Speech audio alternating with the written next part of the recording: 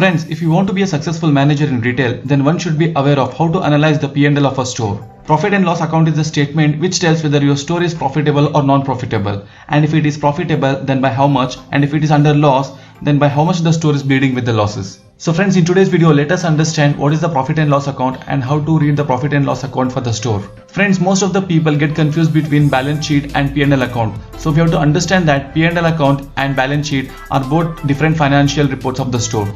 The balance sheet reports a company's assets, liabilities, and shareholders' equity at a specific point of time. The balance sheet shows how effectively a company's management is using its resources. Whereas the P&L statement provides information about whether a company can generate the profit by increasing their sales or by reducing the cost or by both. The typical P&L statements begins with the entry of revenue or sales, which is known as top line, and subtracts the cost of rent, security expenses, housekeeping expenses, consumables and utility, known as operating expenses. This difference is known as bottom line or net income, also referred as profits or earnings. Also, one should be aware that each and every profit and loss statement has controllable expenses and uncontrollable expenses. Controllable expenses are those which can be controlled. Examples for controllable expenses are incentives or bonus paid for the employees, marketing costs spent on the advertisements, and distribution and logistics cost. And uncontrollable expenses are those which cannot be directly controlled. For example, salary paid for the employees, electricity bill, rent paid for the property, housekeeping and security expenses. All these expenses are called as uncontrollable expenses. So now let us consider an example and explain all the components of P&L statement.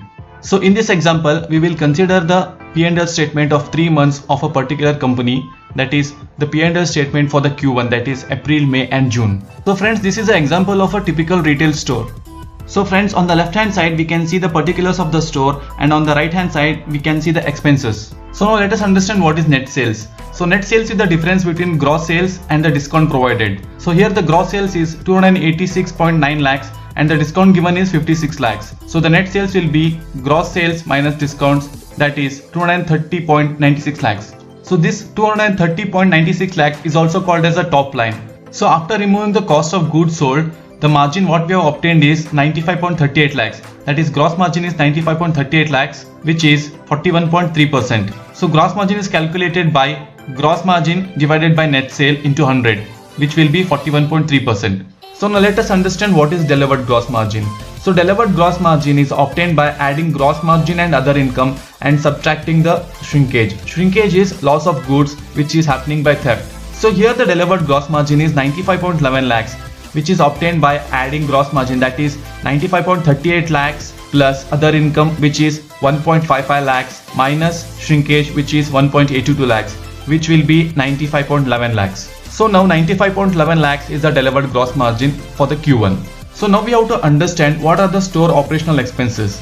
The store operational expenses are the expenses which are incurred to run a store for a particular period of time.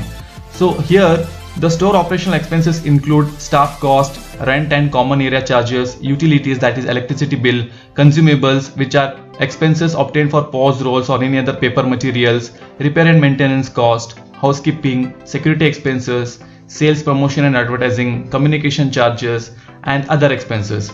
So here the store operational cost is 47.82 lakhs, which is obtained by adding all the store operational cost. So this is also called as store overhead cost, and here the store overhead percentage is 20.7%. The store overhead is obtained by dividing store operational cost by the net sales, that is store overhead expense is equal to 47.82 lakhs divided by 230.96 lakhs, which is 20.7%. So now finally we will come to the store EBITDA. The store EBITDA is the difference between the delivered gross margin and the operational cost.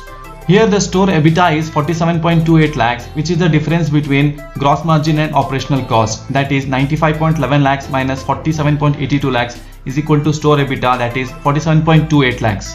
So now to get the final EBITDA, we have to subtract the D&L cost, that is distribution and logistic cost, from the store EBITDA. That will be 44.01 lakhs. That is store EBITDA is 47.28 lakhs minus D&L cost is 3.27 lakhs will be 44.01 lakhs is the net profit for the store. So friends, I have tried my best to explain the P&L statement of a retail store in this particular example. If there is any confusion or clarification, please do comment in the comment section. So friends, now let us take another example of a P&L statement, a very simple and basic P&L statement. Here in this example, the sales of the company is 1 lakh and they have purchased 20,000 worth goods, and also the subcontractor cost is 10,000.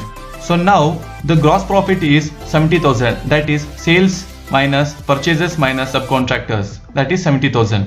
We can consider that 70,000 is the gross profit. So now let us consider the overhead cost. So the overhead costs are the salary, rent, insurance, travel, telephone, post and stationery, computer cost, accountancy, depreciation and bank charges. So altogether the overhead cost is equal to 13,534. So now the net profit before tax is equal to the gross profit minus the overhead cost, that is equal to 70,000 minus 13,534. So the net profit before tax is 56,466. So friends, to get the net profit, we have to deduct the corporation tax from the net profit before tax. That is 56,466 minus 10,824 is equal to 45,642 is the net profit. Hope this was a simpler example, and if you like this video then hit the like button and please subscribe to my channel to get such more updates in the future. Thanks for watching.